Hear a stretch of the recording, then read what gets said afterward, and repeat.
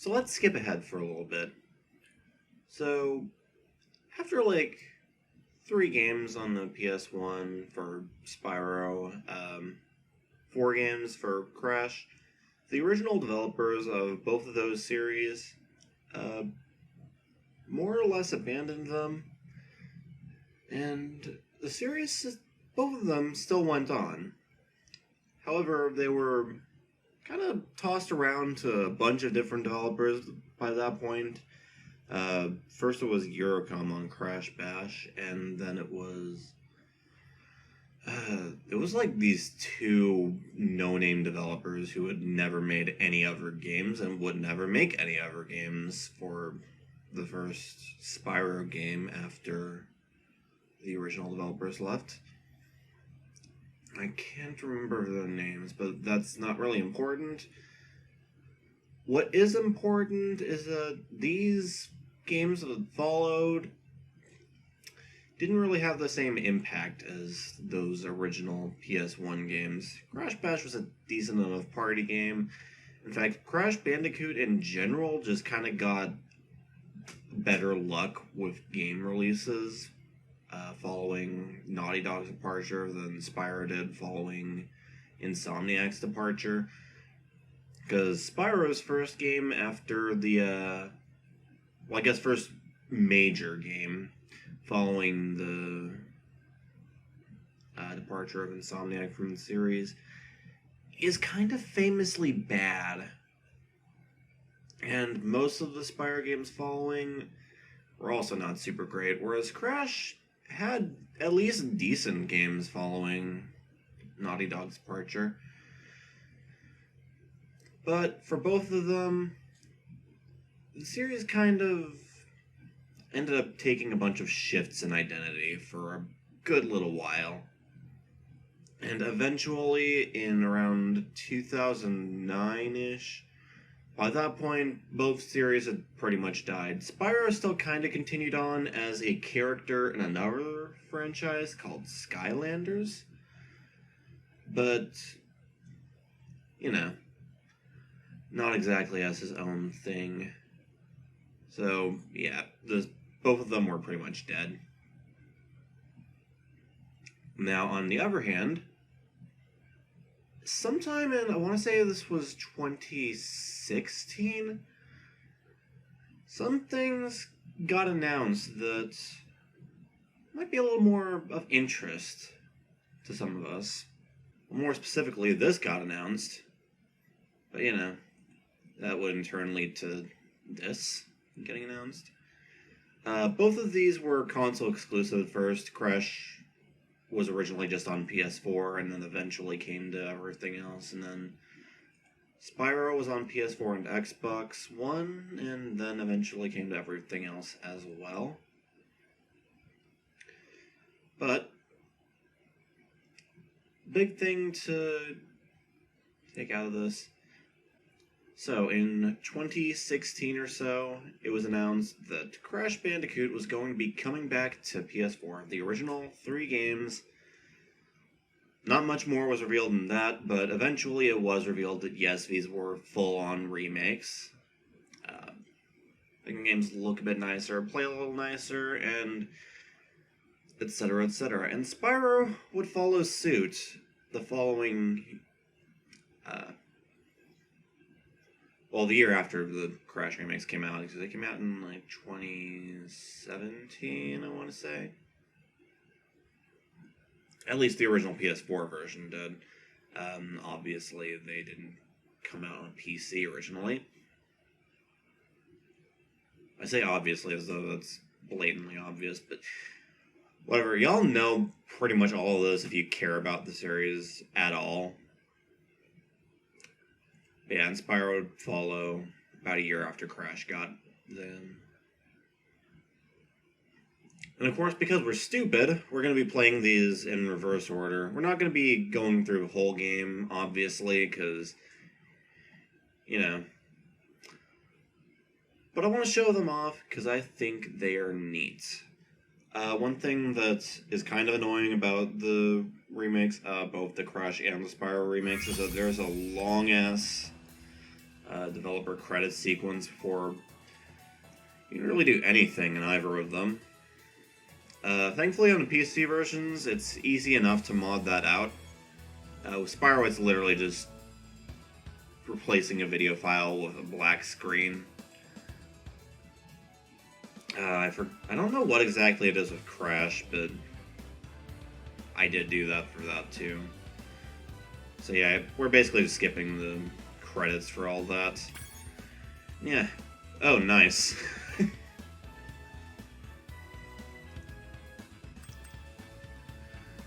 Yeah, we're not going to be playing like all of these, and of course we're not going to be playing the full Spyro 1 playthrough. Although something kind of weird is that you don't have files for each individual game in the Spyro remake, in the reignited trilogy. You share a file between all 3 games for some reason, I don't know. Not a fan of that personally, but is what it is. So yeah, we're just gonna pop on into the reignited trilogy and just see what's been changed since back in the day.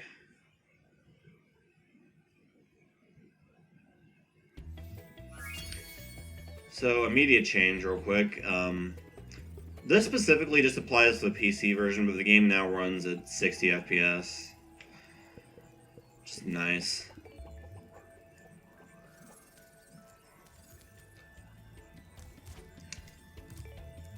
Yeah, and of course the game obviously looks a lot nicer. It's kind of stuttering for me. Hang on, let me... Alright, this should work. I didn't actually test this game while recording earlier, so... That's my bad, I guess. But yeah, obviously the game looks a little nicer. A little. Just a bit. I can't compare, like, every version. I don't have the Switch version on me to test, and even if I did, I don't have a... At least not anymore, I don't have a decent capture card to use with it. But... yeah, either way, I feel like y'all can kind of see right now just how much nicer this game looks than the PS1 version. It's all crisp, you got a lot of foliage around the world. It's super bouncy. It feels a little nicer too. Spyro doesn't quite, like, have as much, what's the word? Well, he turns a little faster, basically. That's about it. There's skill points added in. I could probably show that off a bit better, but honestly, I don't tend to care about the skill points. You can see what all they are here.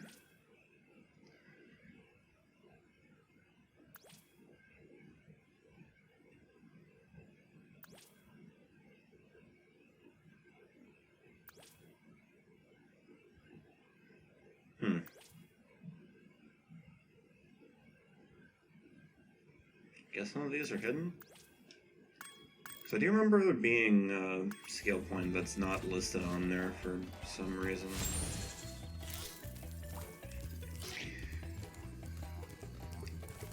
But yeah, as you can see, the reignited trilogy is just generally a lot nicer looking, feels a little better, and of course on PC you can even run it at 60 FPS and whatever resolution you feel like.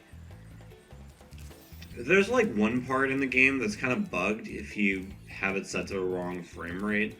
If you have it set to unlimited, it just takes an age in Magic Crafters for some things to show up.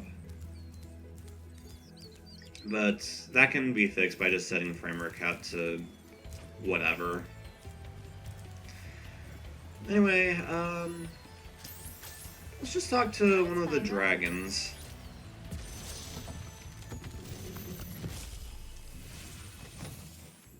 Where's Nasty Nork? I'll torch him. Keep your horns on, Spyro. You have much to learn first. Do you know what the dragonfly following you is doing? His name is Sparks, and he's helping and protecting you. Keep an eye on him and see what I mean. Yeah, so remember how all those dragons were like kind of just the same thing on the PS1 game? Well, now in the Reignited trilogy, they have a little more character to them. Also, all their voices have been redone. Spyro's now voiced by Tom Kenny in all 3 games as opposed to just 2 and 3. And that's nice. Anyway, I guess something else that's worth showing off is just kind of how different the flights feel in this version. Also kind of interesting is these little, like, between level loading screens. You can actually, like, interact with Spyro a bit during them. That's cool.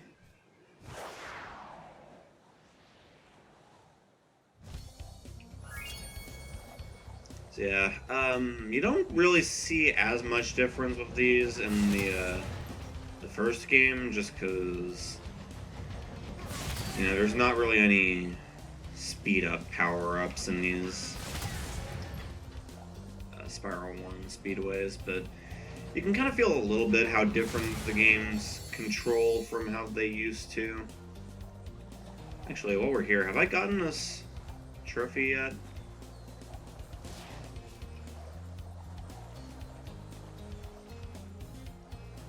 Ouch! Ah.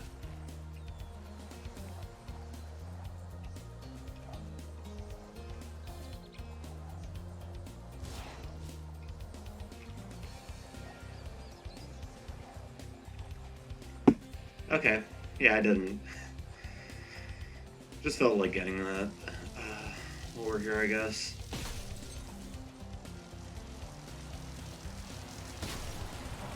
Yeah, I don't tend to care about achievements. In fact, I kind of hate achievements in the vast majority of games that use them.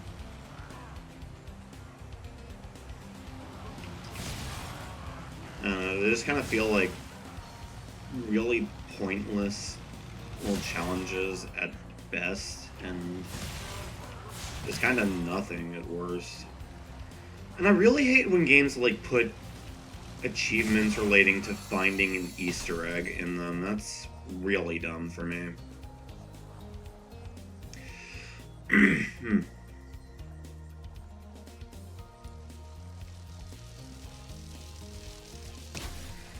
But yeah, what else? What else? I guess it's probably not as obvious how the speedways have changed around if you're not actually like playing them, just because a lot is just in like the feel of flights, basically. It just feels like a little off, I guess. A little tighter, maybe. A little more responsive, I don't know. All I know is it kind of fucked up my muscle memory a lot when I first played this game on the PS4. Anyway, I guess let's not fuck around in here too much. Alright, so after a little bit of thinking, I think I finally come up with the one last thing I needed to show, and it's by far the most important. So, this game has a few cheat codes to let you, change up a few things, change up Spyro's appearance, maybe give yourself some extra lives just so you can not get a game over if you need to. And they don't, like, negate whether you get achievements or whatever, so you can use those to your heart's content. But there's one vitally important cheat code, and let's see if I can remember it.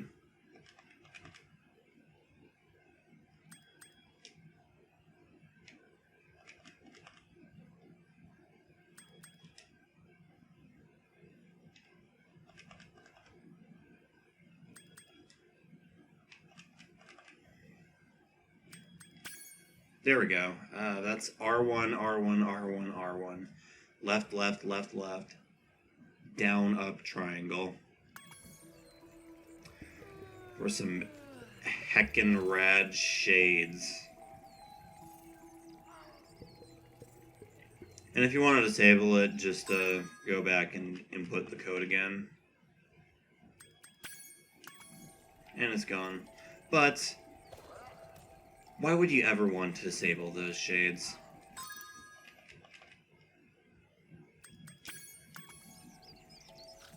Let's just keep them on forever.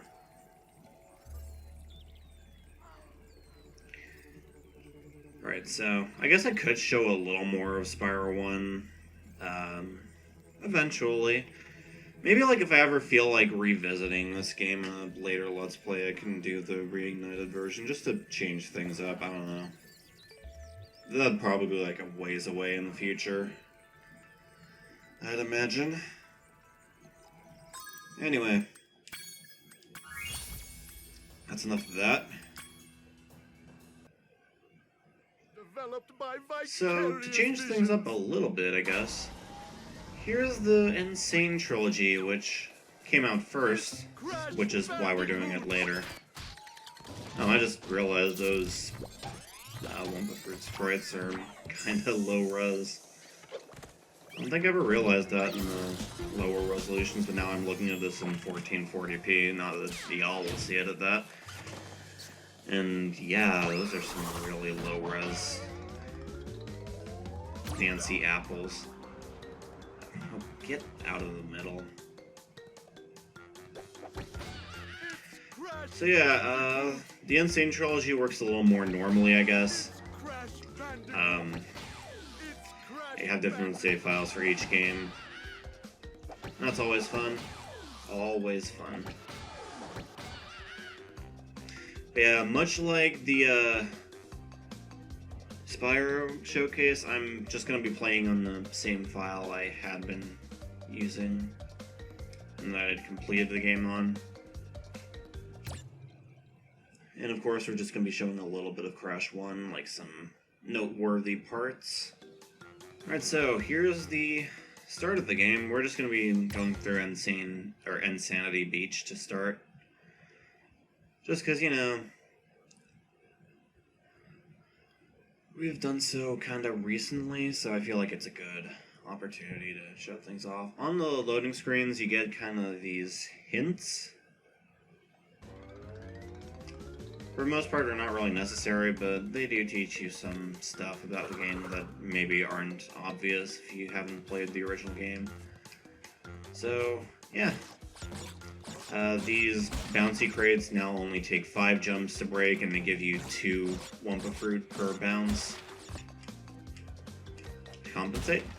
So that's nice. It's always nice. Apparently I lost a few lives.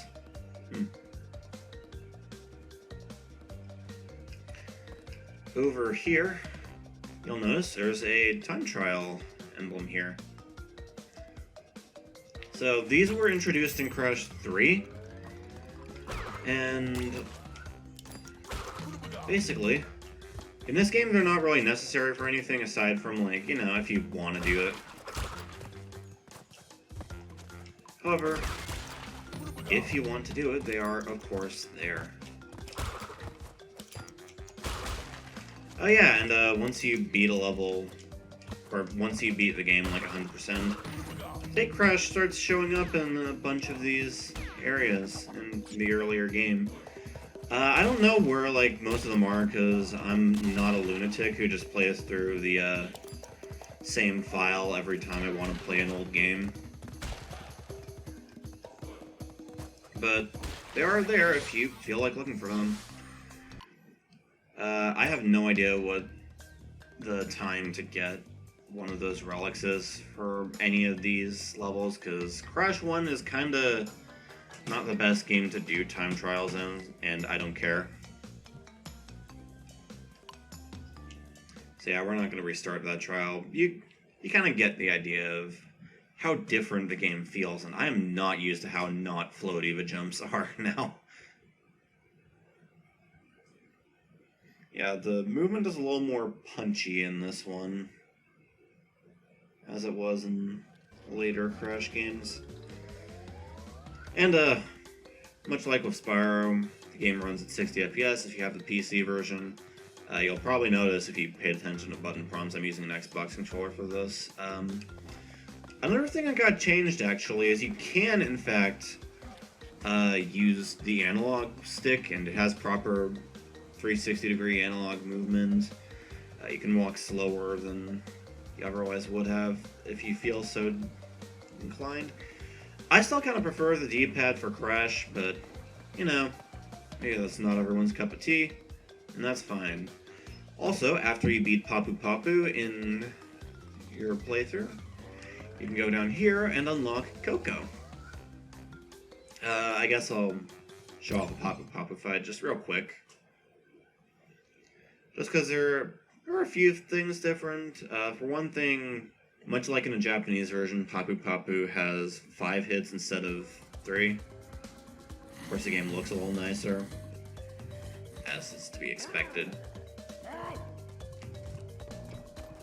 I think his hitbox is also a bit less janky.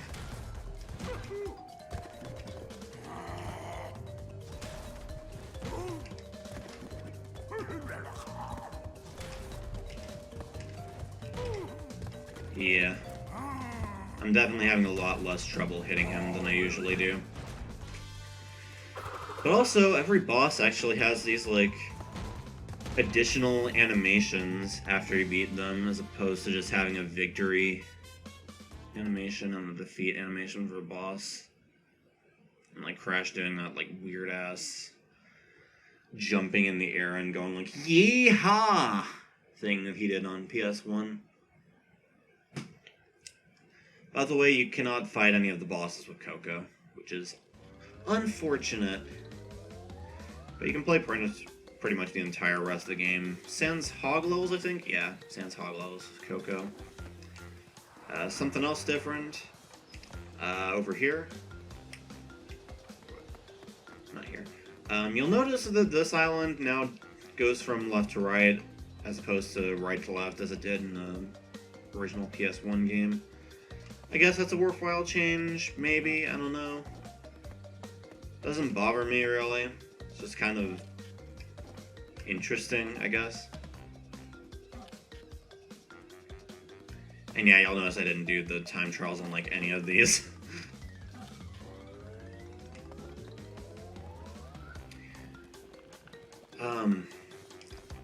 However, something I do want to bring up. In this version, you can just save anywhere if you notice. So yeah, I have all this done. That's about that. I just realized those Discord prompts are probably getting picked up by OBS because I'm recording just the window and not the game. Or not the window, I'm recording my screen and not just the window. Oops. But yeah,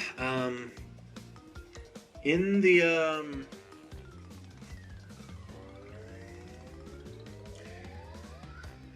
Insane Trilogy version, the, save system is a little more normal, and you don't have to beat each level without dying in order to get the gem, you just have to get all the crates, period. Except for the colored gem levels. For those, you do have to go through the whole thing without dying, aside from on the, bonus stages. Those you can die on and be fine. But the colored gems, in the main level, you have to get through the whole level without dying. So do keep that in mind. Can't exactly show that off right now, and I don't have the patience to, even if I did have the ability to do that. Yeah, I guess let's show off the high road, because this is a level that we, as I said earlier, in this version of the game, it's considered to be a lot harder because of the more punchy physics.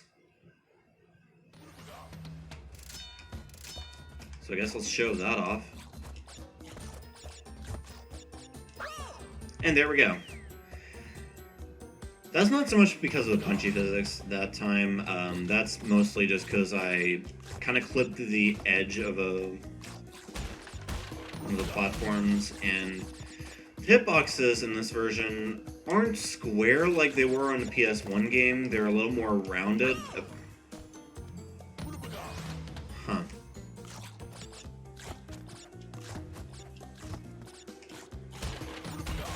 Yeah, they're a little more rounded, so it's a lot easier to like slip off of them or like get caught on the edge of one of them.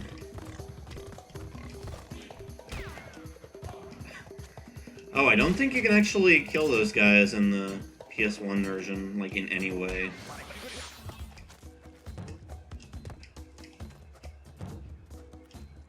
That's interesting.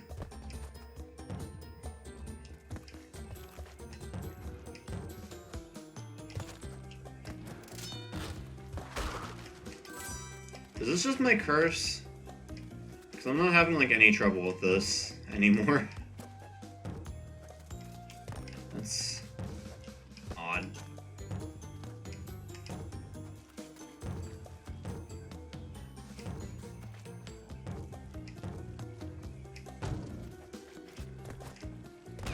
Oh. Well, luckily I had enough space to get past that. Why am I even... Actually, why do I care? I've already beaten this level full completion. I don't honestly care that much about getting any further in this level. I'm literally just showing it off right now.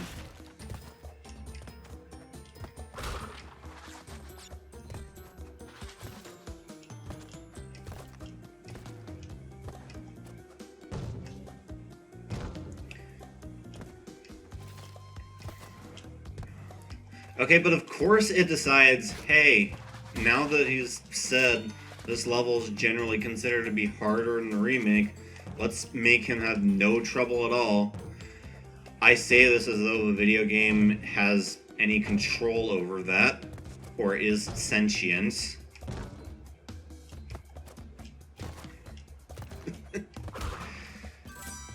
This is ridiculous. Oh yeah, that's something different too, by the way. You aren't forced to go into the bonus stages once you get all three of the thingos. There's the platform near the third one that you can hop into if you feel so inclined. Which I do not.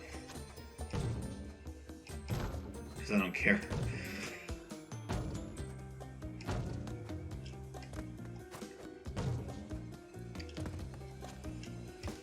Really, more or less my first try this time. Nice. I look like a fucking idiot now, don't I? Well, I did miss a bunch of boxes, I guess. In fact, a lot of boxes. Like, wow. Oh yeah, also in these darker areas, the first shader on Crash looks kind of bad. It looks fine in the more well-lit areas, but not in, like, these darker areas. It's unfortunate.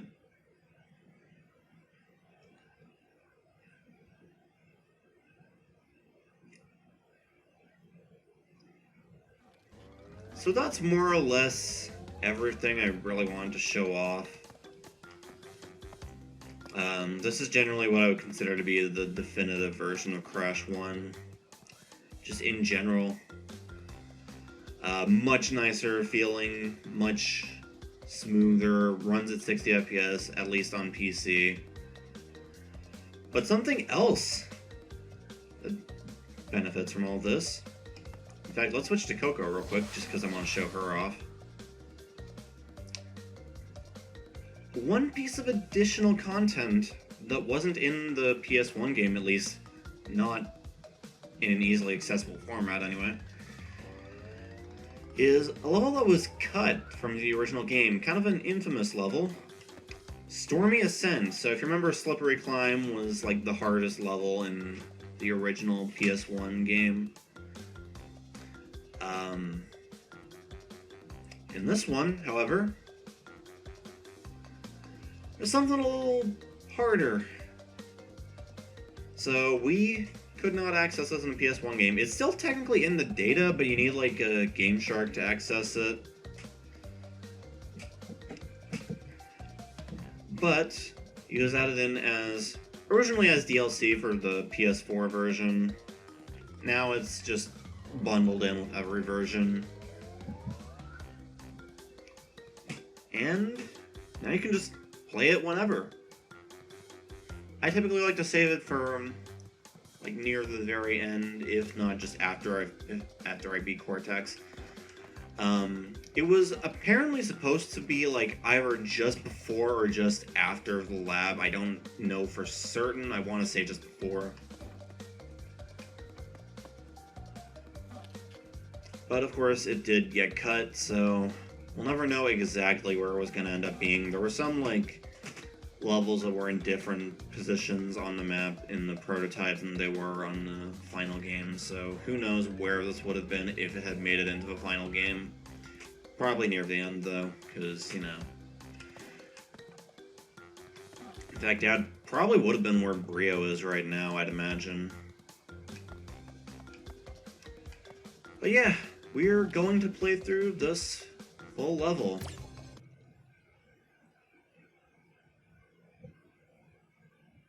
I like that hint.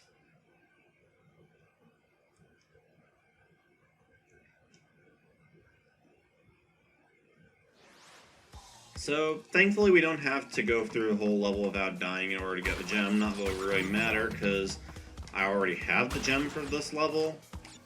But, you know. You know. But yeah, I guess to talk about Coco real quick, she plays exactly the same as Crash did.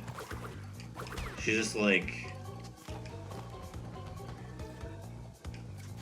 I don't know, she's basically just a skin of Crash. Oh, hello. That was lucky. Oh, shit!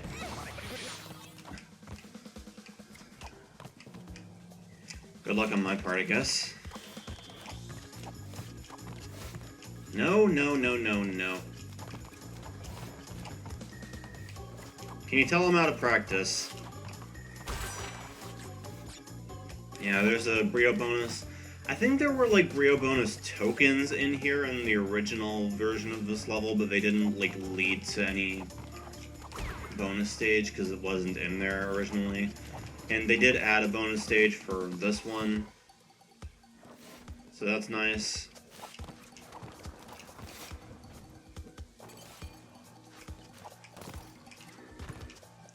Just like the little extra effort to make it feel a bit more complete, and I just died. Nice.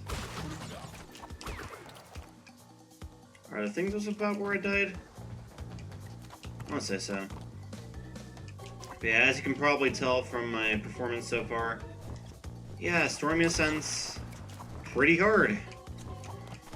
That said, I don't think it's quite as hard as people tended to make it out to be back in the day, back when it was this, like, kinda open secret level, I guess, that not as many people knew about. It's definitely, like, the hardest level in the game now, for sure. But, I don't know. I still feel like it's a fun enough challenge.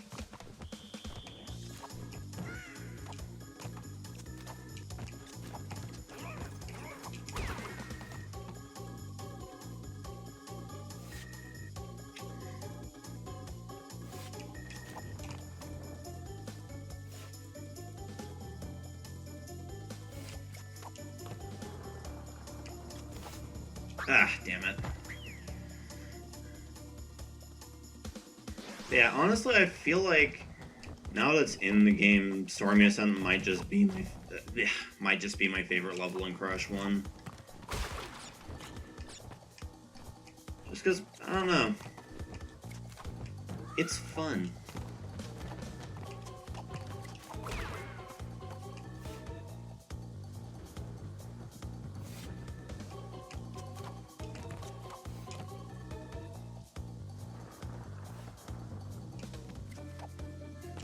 Oh, that was extremely lucky. I should have died there.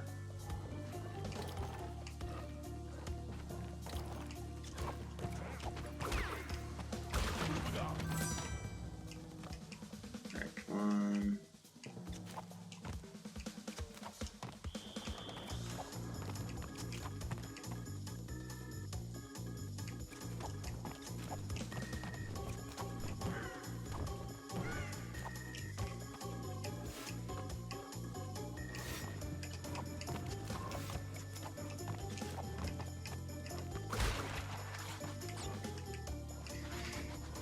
sorry if I'm not talking a whole lot during this. I'm trying to focus on what's happening here.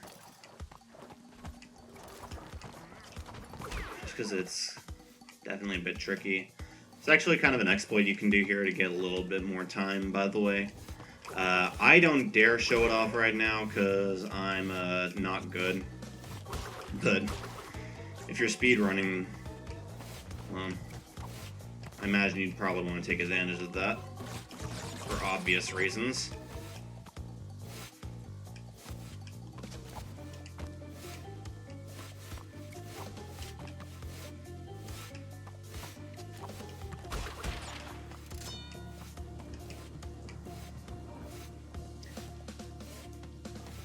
Oh, this one's probably the hardest part of this level,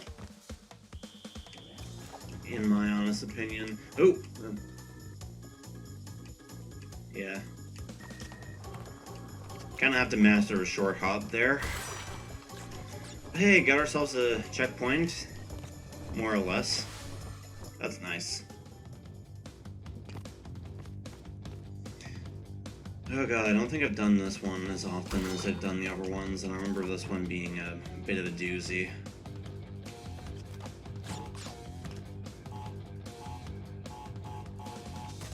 Yeah, I'll just eat the hit, whatever. Oh, shit. Oh, can't eat the hit anymore. That's unfortunate.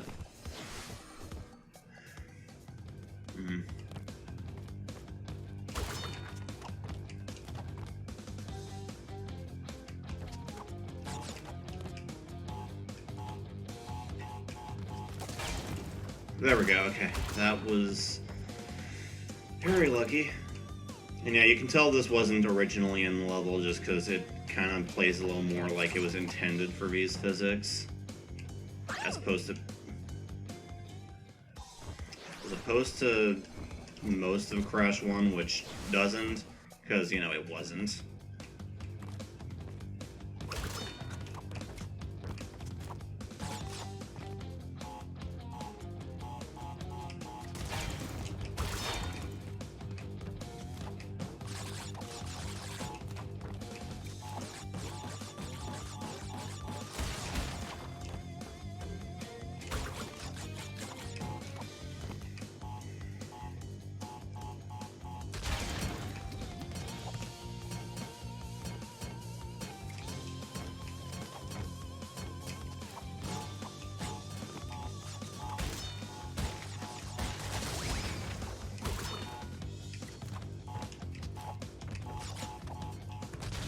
Okay, there we go.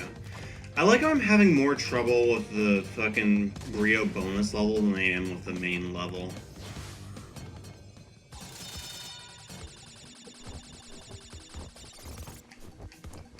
So yeah, I think that's about 2/3 of the way through the level. It's not too long level, it's a little long though, I guess.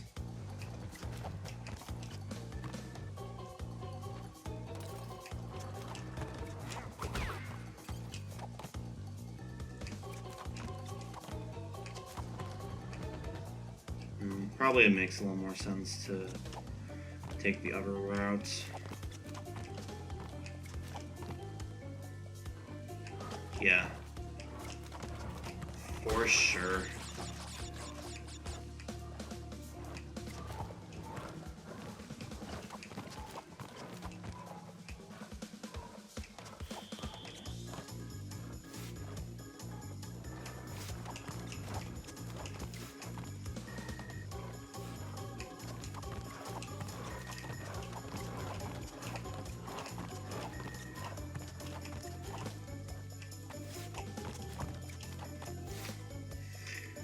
You know, a lot of this is just me getting really lucky, to be fair.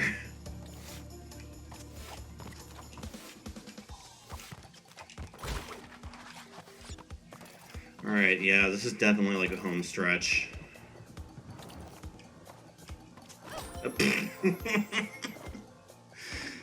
You know what, I can't even be mad at that.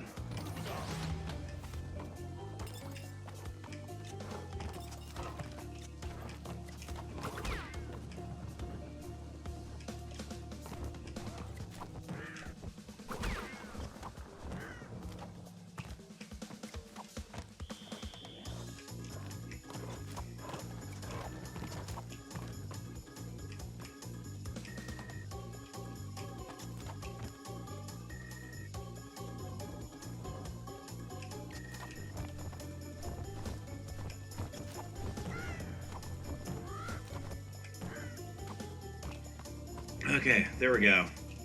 Yeah, that's about the end of everything, like, particularly tricky in the level. Now we just gotta get all these. Yeah, there we go. We would have gotten the gem if we hadn't already gotten it before. So there we go. So that was Stormy Ascent, and that was Let's Play Crash Bandicoot. And also, Let's Play Spyro the Dragon. So, I guess closing thoughts on both of those have already been said. But, yeah, both of these are games I feel like were pretty fundamental in me getting into video games. You know, I did play both of them at a fairly early age, like 3 or 4. And yeah, I'd been looking forward to the remakes ever since, honestly, before they'd even been announced. I just wanted to see these games, like, brought up to modern standards, I guess.